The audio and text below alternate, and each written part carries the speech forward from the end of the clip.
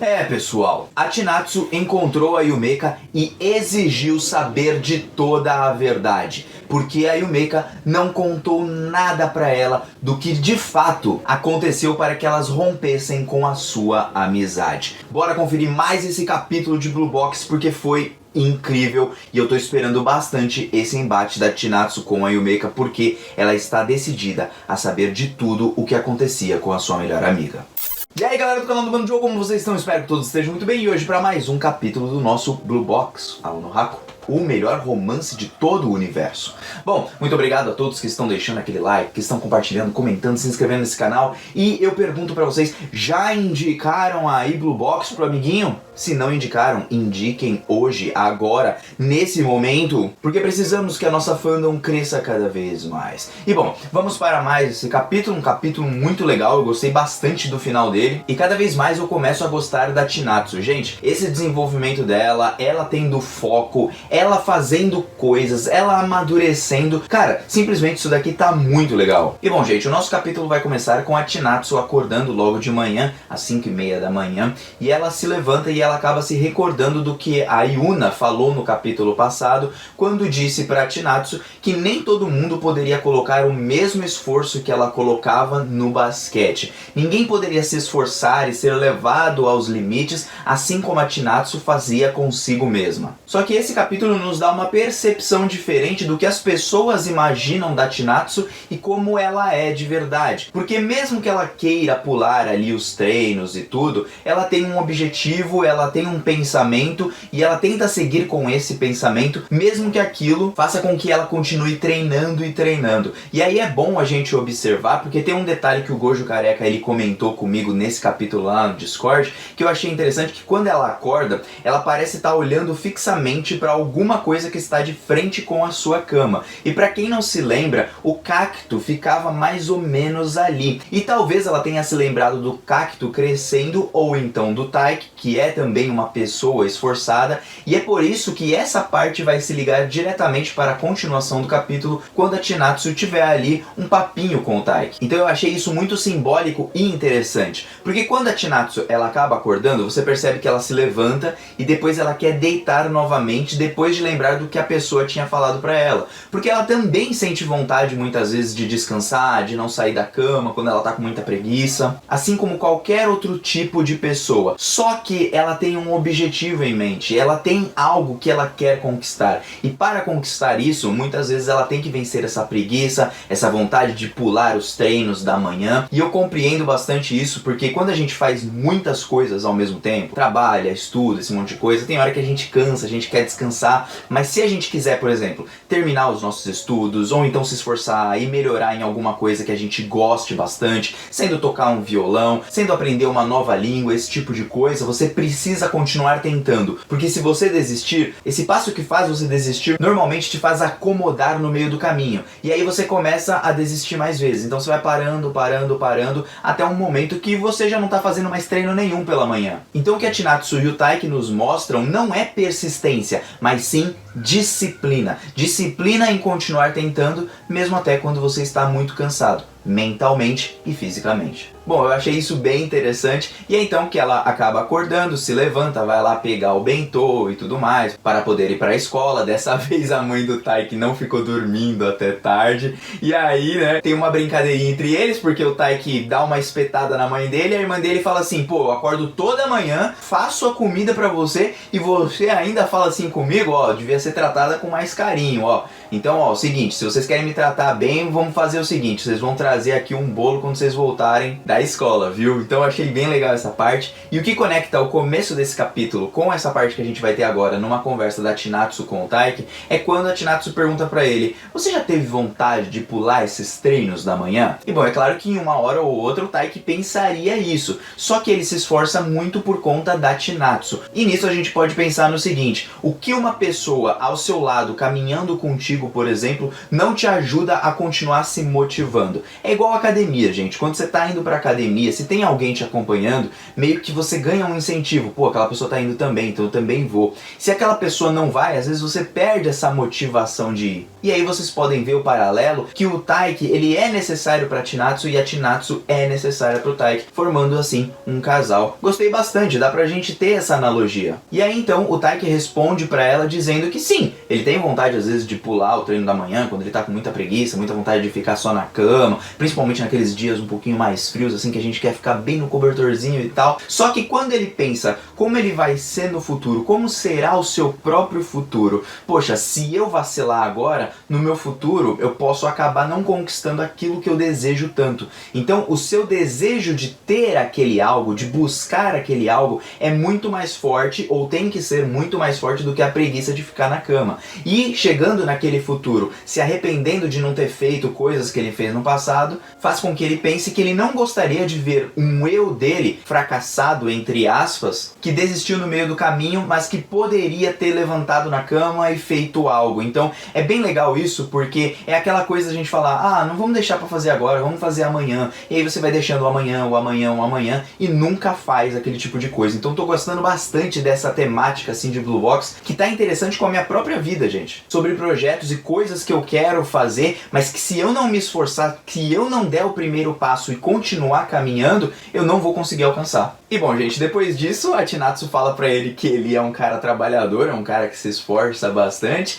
e ele fala, pô, olha quem fala, né? Tipo, você ainda, você que também faz a mesma coisa. Isso tudo, gente, serve também pra desenvolver o nosso casal, eles se compreenderem melhor, entenderem um ao outro, e até mesmo para que eles vejam similaridades entre eles, ou seja, que há alguma coisa que os pode conectar a mais do que a própria paixão, e por isso que isso sim, pra mim, eu considero como um desenvolvimento legal de um casal. Eles se conhecem mais do que ficam focando apenas no será que eu gosto dela, será que eu não gosto dela, ou esse tipo de coisa. É um desenvolvimento bem mais legal. E aí então o Taiki começa a pensar na relação dela com a Yumeka, o quanto ela se esforça porque ela foi influenciada diretamente pela Yumeka, e olha só, né, ela foi influenciada pela Yumeka, e aí o Taiki também foi influenciado pela própria Chinatsu. E isso também fez o Taiki ter uma ideia melhor da própria Chinatsu, pensando, poxa, então ela também pensa em pular o treino da manhã muitas vezes. Então ela não é uma pessoa perfeita, ela é uma pessoa com falhas, ela não é uma pessoa que realmente tá lá todo dia e tipo, é só naquilo que ela pensa. Não! Ela é uma pessoa como todas as outras, mas ela consegue ser única. E é isso que começa a trazer cada vez mais beleza pra ela. E é então que ele imagina que a Yumeka está errada, que a Chinatsu, ela coloca todo aquele esforço porque ela tem um objetivo, mas ainda assim, ela ainda assim tem as suas dificuldades diárias.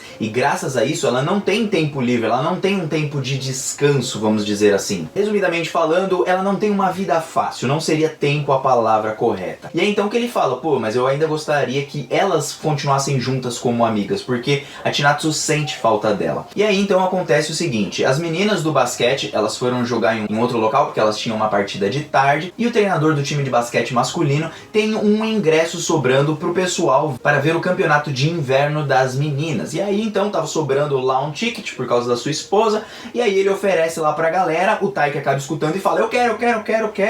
E aí ele fala assim, pô, mas você tem treino, não tem? Aí ele fala assim, é que não é pra mim, é pra um amigo. Um amigo, né, Taiki? Você acha que engana quem? Só que aí aparece o babaca do Matsuoka, eu não esperava que ele fosse aparecer, mas ele aparece, pega o ticket pra ele e fala assim, ó, se é pra um amigo, então é melhor dar pra um cara do basquete, até porque um cara do basquete que teria que assistir as meninas, né? E aí o Taiki fala, não, mas eu que pedi primeiro. E aí o cara fala, não, mas não tem essa, eu que venho do basquete, então dane-se você. Aí o Taiki fala, não, mas a gente tem uma regra aqui, aí ele fala de um ditado, de que vence quem se mover primeiro. E é então que o Matsuoka faz uma piadinha com ele, falando, eu nem lembrava desse ditado, né? Quando eu tava no exterior a gente não tinha esse ditado e blá blá blá, mas ele propõe ali uma aposta. É o seguinte, quem fizer a corrida do vai e vem, ou seja, vai correr até um lugar e voltar, quem fizer mais rápido e ganhar essa corrida, fica com o ingresso. E é aí que o Taiki topa, né? Até porque se fosse uma partida de basquete ou uma partida de badminton, obviamente um ou outro iriam vencer nos seus próprios esportes. Por isso, ele oferece apenas uma corrida. corrida. Só que tem um detalhe, o Matsuoka ele é maior e em questão de resistência, segundo os caras no capítulo, um jogador de basquete tem mais vantagem nesse tipo de corrida. Mas mesmo assim, o Taiki vai querer disputar contra ele, mesmo que o Matsuoka corria 10 km lá nos Estados Unidos, esse tipo de coisa, dane-se. O Taiki vai entrar nessa aposta. E outro detalhe legal que o Gojo Careca também comentou lá no Discord, que eu achei bem interessante, é que o Matsuoka ele é maior que o Taiki. Então não só quando ele olha pro Taiki de cima para baixo por causa da sua altura, mas o jeito dele olhar pro Taiki. Você percebe que ele não se inclina com a cabeça. Na verdade o que ele faz é o seguinte, ele inclina apenas os olhos. Ou seja, ele dá uma sensação a mais de que o Taiki tem que ser submisso a ele, entende? Não só pelo tamanho, mas pelo jeito que ele olha. Ele não se dirige com o rosto, ele não demonstra, por exemplo, carinho, empatia ou respeito pelo Taiki. Por isso que quando ele olha dessa forma. Quando eu abaixo o olho dessa forma, como se eu tivesse um ar muito grande de superioridade. Eu achei isso bem interessante de analisar, viu? Bom, de toda forma o Taiki entrou nessa aposta, e é então que a Chinatsu tá voltando junto com o time de basquete, eles não pegaram um ônibus e tudo mais, eles estão voltando, tal, e aí ela fala assim, ó, vou passar em casa primeiro. E nisso que ela vai passar em casa, ela acaba passando ali pelo dentista, onde o Taiki passou pela última vez, e nisso que ela tá passando por lá, ela se lembra que o Taiki falou pra não passar por lá, porque dá medo, aquele dentista, e uma coisa que eu gostaria que vocês reparassem é que o nome do dentista não traz o nome ou sobrenome da Yumeka, então nos faz pensar que aquele trabalho não tem algo relacionado com a sua família. Bom, só que o que vai acontecer logo a seguir é que alguém está saindo daquele consultório de dentista e é simplesmente a Yumeka. E quando a Yumeka sai, a Chinatsu acaba ouvindo um outro nome, um outro sobrenome na verdade, que é Goto, que a gente viu no capítulo passado, quando a mulher, a dentista, tinha chamado a própria Yumeka de Goto Yumeka, né? Seria o sobrenome dela. Só que aí tem um detalhe, o detalhe é que esse não era o sobrenome dela quando a Chinatsu havia a conhecido. E é então que ela, escutando esse nome, ela fala assim, poxa, você por aqui, o seu sobrenome não era Kido? E aí então a Yumeka fala, ó, no Junior High School é qual, gente? É o fundamental? Acho que é o fundamental, né? Bom, no fundamental os pais dela se separaram, então o nome dela mudou, né? O sobrenome dela mudou, provavelmente ela ficou com a mãe ou com o pai, porque os seus pais se divorciaram, só que a Chinatsu nunca soube disso. E aí ela fala, poxa, eu não tinha ideia. E aí a Yumeka fala, não, mas não é algo que interessa muito. E aí então a Chinatsu dá uma encarada na frente dela com um olhar de tipo, poxa, sabe, decepcionada que ela considerava a Yumeka como melhor amiga, mas a Yumeka nunca a considerou como melhor amiga. E isso estarrece os olhos da própria Yumeka, que estranha, porque ela não esperava que a Chinatsu tivesse essa reação, muito por conta de que elas passaram anos sem se falar e estão se voltando a falar agora. E aí a Chinatsu encara ela e fala, poxa Yumeka, você realmente nunca me contou nada. Ou seja, você não me contou a verdade, você não me contou nada sobre você, sempre se escondeu, enquanto eu te considerava como uma pessoa, você não me considerava, tipo, ninguém de confiança pra você.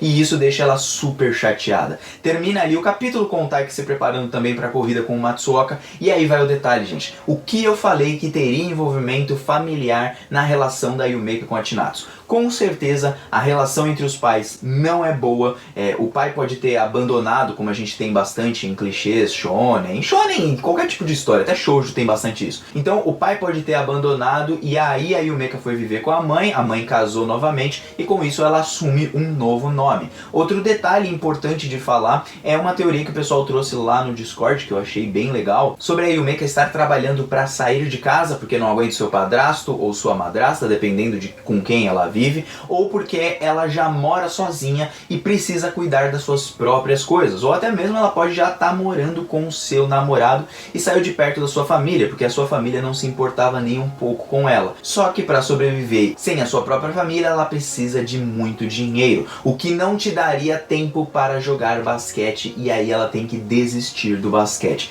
A história está começando a entrar num ponto mais profundo, mais interessante, essas teorias estão fazendo cada vez mais sentido, e como eu disse disse antes, tinha cara de ser alguma coisa muito familiar, não parecia ser algo idiota, por exemplo, né? Tipo, eu desisti só por causa disso. Não, às vezes pode ter a inveja, às vezes pode ter o ciúme, ou às vezes simplesmente pode ter assim, eu desisti porque eu desisti e eu tô com vergonha de mim mesma. Eu não posso ter amizade com uma pessoa que eu tenho vergonha de mim mesmo, de mostrar quem eu sou de verdade. Então, a gente começa a ver um pouquinho, talvez entender um pouquinho mais a Yumeka, e essa conversa vai ficar muito mais interessante no próximo capítulo. No próximo capítulo nós devemos ter o começo da corrida do Tai com o Matsuoka e ao mesmo tempo a gente vai ter um desfecho final com a conversa da Chinatsu com a Yumeka, provavelmente a Chinatsu chorando, ou a própria Yumeka também chorando, e não sei o que vai acontecer, mas eu gostei desse embate, por quê? Porque a Chinatsu é uma pessoa muito passiva, vamos colocar assim, mas ela tá lá encarando o seu passado, né, com a sua amiga